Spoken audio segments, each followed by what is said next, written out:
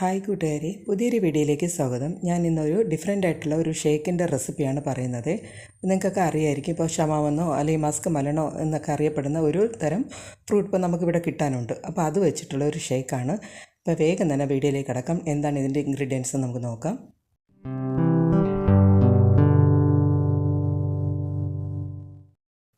ഈ ഷേക്ക് ഉണ്ടാക്കാനായിട്ട് ആദ്യം നമുക്ക് 1-2 കാര്യങ്ങൾ റെഡിയാക്കി വെക്കാനുണ്ട്. അതിന് ശേഷം വേണം ഷേക്ക് ചെയ്യാൻ.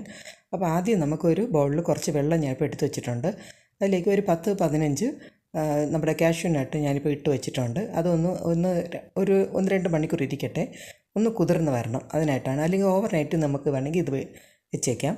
അതിന് ശേഷം നമുക്ക് ഇതുപോലെ തന്നെ ചെറിയൊരു ബൗളിലേക്ക് 1 ടീസ്പൂണ് കസ്കസ്ന്നോ അല്ലെങ്കിൽ ബേസിൽ സീഡെന്നോ ഒക്കെ പറയപ്പെടുന്ന നമ്മുടെ ഇതുണ്ടല്ലോ, ഒരു കൂളൻ്റായിട്ടാണ് യൂസ് ചെയ്യുന്നത്. അത് നമുക്കൊന്ന് വെള്ളത്തിലിട്ട് വയ്ക്കണം. ഒരു 15 മിനിറ്റോളം അത് വെച്ചാൽ മതി. അത് പെട്ടെന്ന് കുതിർന്ന് കിട്ടും. പക്ഷേ നമുക്ക് കാഷ്യൂ നട്ട് അങ്ങനെയല്ല, 1-2 മണിക്കൂർ വേണം, അല്ലെങ്കിൽ ഓവർനൈറ്റ് വയ്ക്കണം. അപ്പോൾ ഇത്രയും റെഡിയാക്കിയതിന് ശേഷം വേണം നമുക്ക് ബാക്കി ഷേക്കിൻ്റെ കാര്യങ്ങൾ ചെയ്യാനേ. ഞാനിപ്പോൾ ഈ ഫ്രൂട്ട് കൊണ്ടാണ് ചെയ്യുന്നത്. നമ്മുടെ ഷമം എന്ന് പറയുന്ന മസ്ക് മലൻ വെച്ചാണ്. 2 മണിക്കൂറിന് ശേഷം കസ്കസ് നല്ല ഗുണ്ടുമണിയായിട്ട് വന്നിട്ടുണ്ട് കുതിർന്ന്. ഇനി നമ്മുടെ കാഷ്യൂ നട്ടും കുതിർന്ന് വന്നിട്ടുണ്ട്.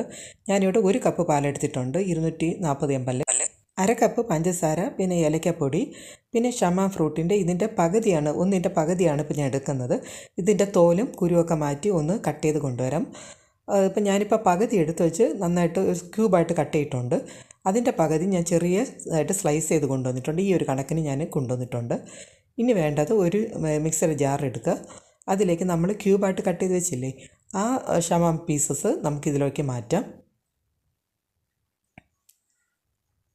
ഇതിൻ്റെ ഒപ്പം തന്നെ നമ്മൾ കുതിർത്ത് മാറ്റി വെച്ചിരുന്ന കാഷ്യൂ നട്ട് വെള്ളത്തോടെ തന്നെ ചേർക്കണം, വെള്ളം മാറ്റണ്ട. ഇതൊന്ന് ആദ്യം ഒന്ന് അരച്ച് കൊണ്ടുവരാം. നമുക്ക് ഇതായിട്ടൊന്ന് അരച്ച് കൊണ്ടുവന്നിട്ട് ഇതിലേക്ക് ഇനി 1/2 കപ്പ് പഞ്ചസാരയും പിന്നെ നമ്മൾ എടുത്തു വച്ചിരിക്കുന്ന പാലുണ്ടല്ലോ, അതിൻ്റെ ഒരു പകുതിയോളം നമുക്കൊഴിച്ച് ഒന്ന് നന്നായിട്ടൊന്ന് അരച്ച് കൊണ്ടുവരാവേ. നല്ല ഫൈനായിട്ട് തന്നെ ഞാൻ അരച്ച് കൊണ്ട് വന്നിട്ടുണ്ട്. ഇതിനെ ഇനി ഒരു ബൗളിലേക്ക് നമുക്ക് മാറ്റാം.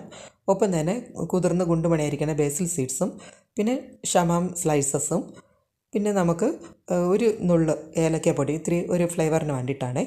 പിന്നെ ബാക്കി നമുക്ക് പാല്, അതും കൂടെ നമുക്ക് ഇതിനകത്ത് ഒന്ന് ഒഴിക്കാം.